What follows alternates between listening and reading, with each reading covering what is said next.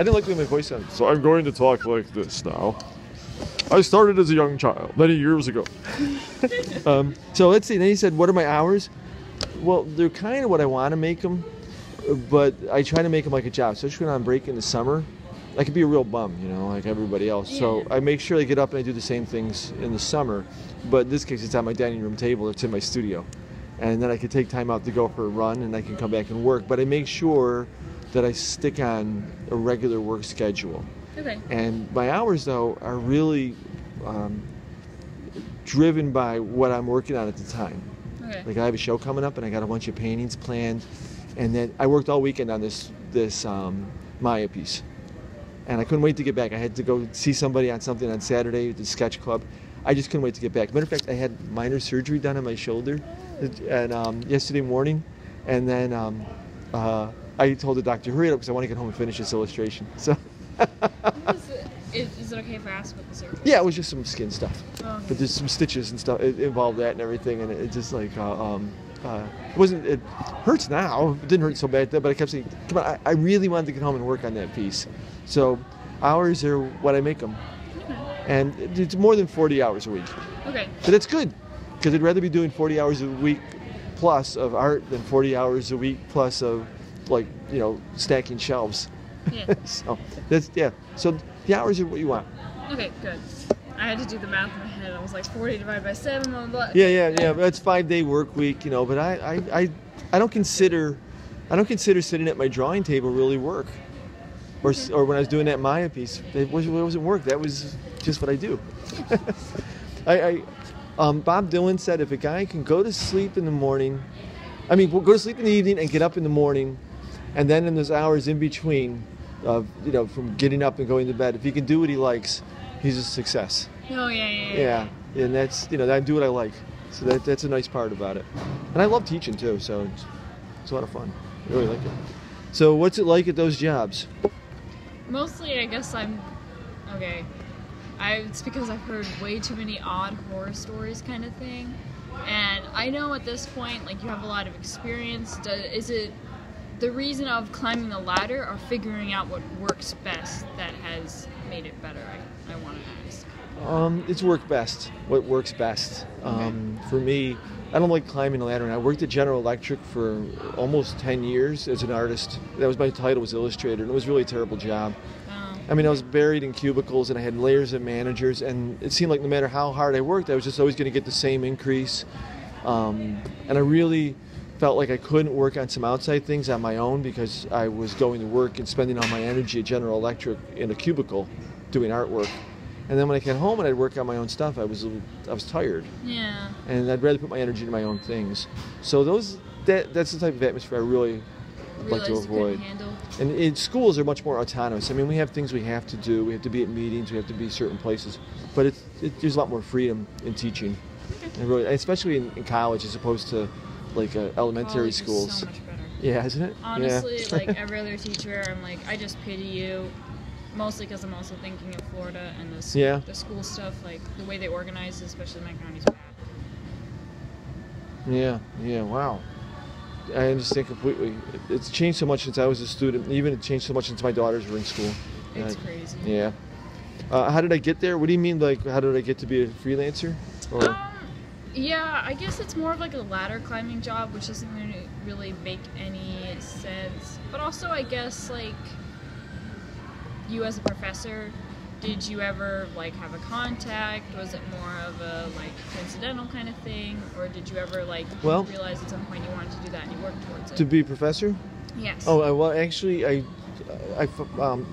had some expertise in illustration, and when I became a freelancer, when GE got rid of me, I just went and I talked at a few colleges, and they said, "Gee, you can really talk, and you really know your stuff about illustration. So would you like to teach a class?" And I said, "Yeah, I guess." And I started teaching like an adjunct course here and there, and then I got a visiting position at Syracuse University, actually where I went. But I stayed in touch with people that I went to college with, and one of my old professors, I happened to run into him about, I don't know, must have been about 12 years after I graduated. I saw him out, and he was impressed that I was supporting the family as a freelance illustrator, and that I wasn't doing work for like to cover the New Yorker and stuff. I was working out of Syracuse, and yet I still had a life. Yeah. And he asked me if you want to teach a class, and that was how I got into Syracuse. And then I came down here and the same thing. I taught one YAW class, and I met the chair of the department. This is back in '99. And then he says, he saw my resume, and he saw my stuff. He said, "Do you want to teach a class?" I said, "Yeah." So, and I was teaching a bunch of other places, but I like more the best. Okay.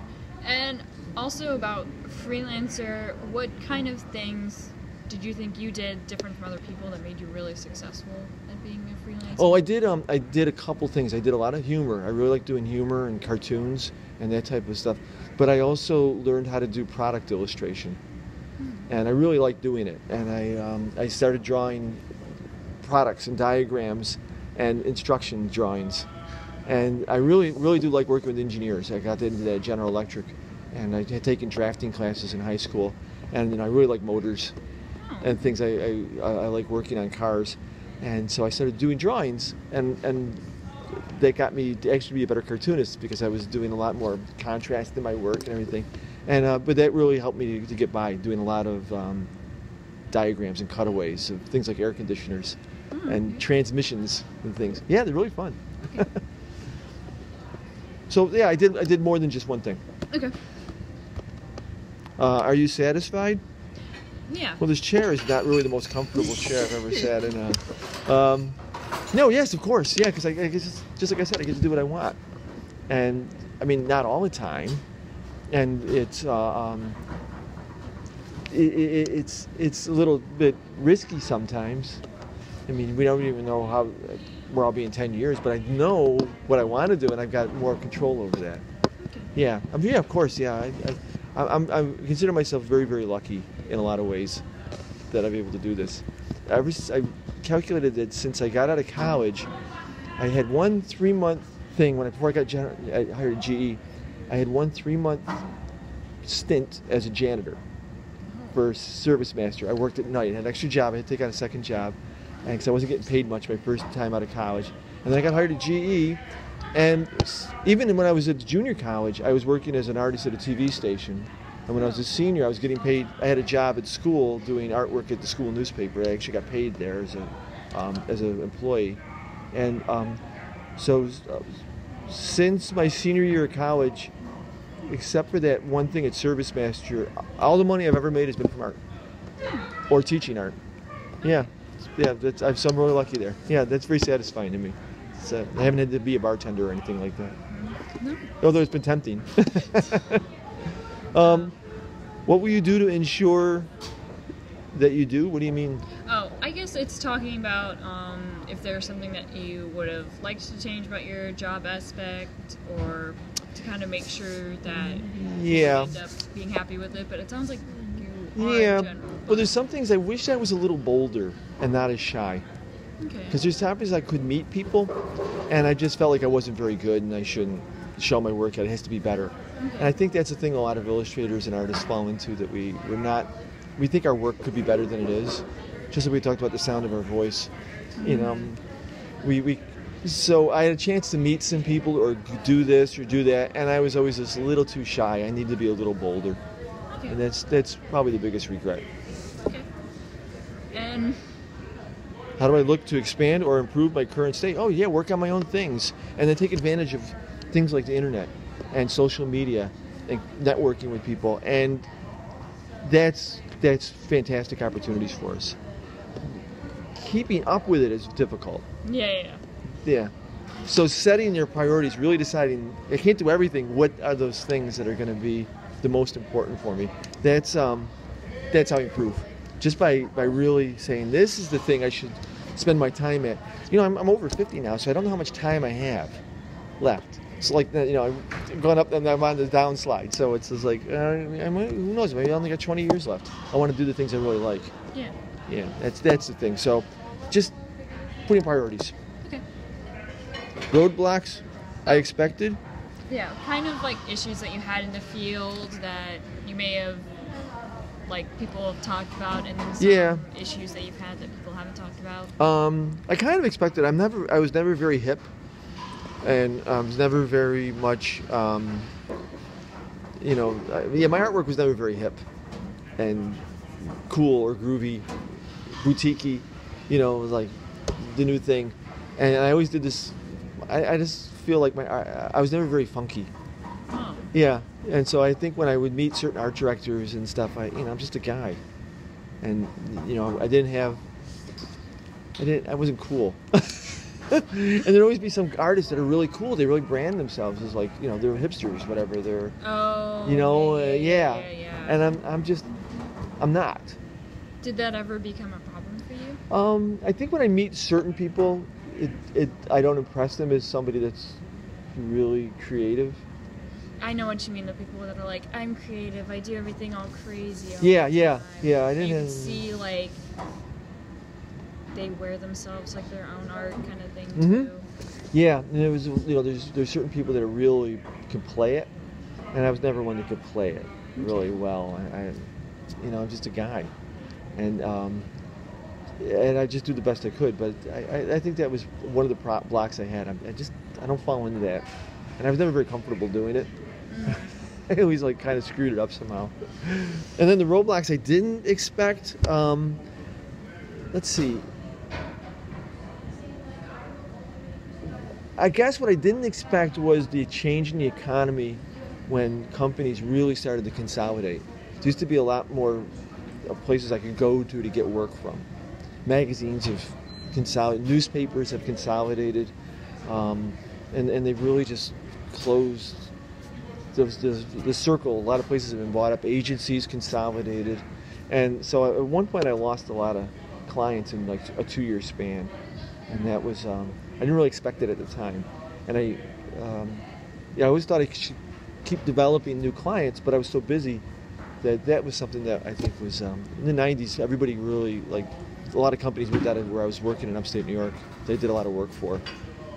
Art directors changed. Magazines got bought up by other people. Some went out of business. Newspapers decided they were going to cut back on their budget because the internet was cutting into their budget.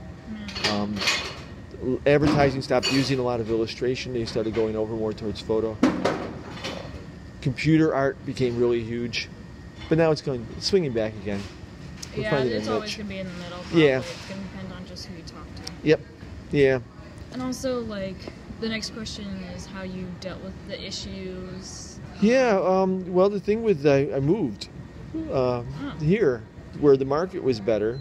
And I just started to reposition myself. I started, looking at myself as the product and stuff. And I just repositioned myself.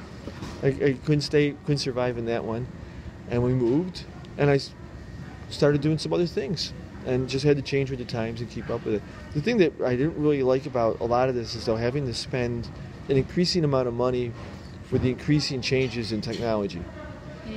It's cool now that we can work downstairs on Maya, and I can do it on my laptop, but I had to spend a lot of money on a laptop.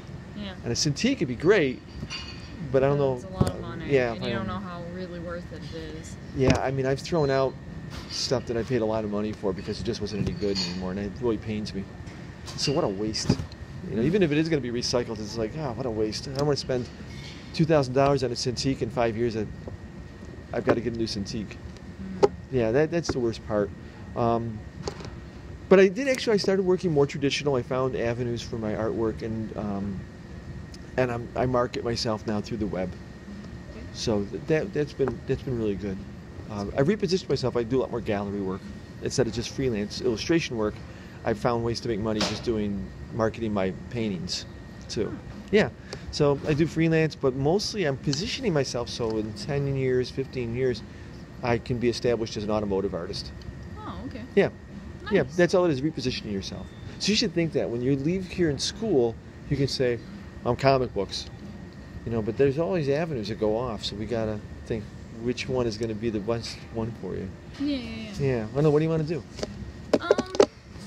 I've always wanted to do something with story. I've always been into stuff like that. I've always found myself that I'm not really good at doing exactly realistic things, mostly because I find myself really liking line a lot more than realism really likes. Yeah. And I don't know, I feel like a lot of my art's always about usually trying to bring up something or trying to tell something or say something. especially a lot of my high school work. I was in the IB, so you had to do a holistic exhibition over your 2 years of the course. Wow. And you had a common theme. I'm going to end this.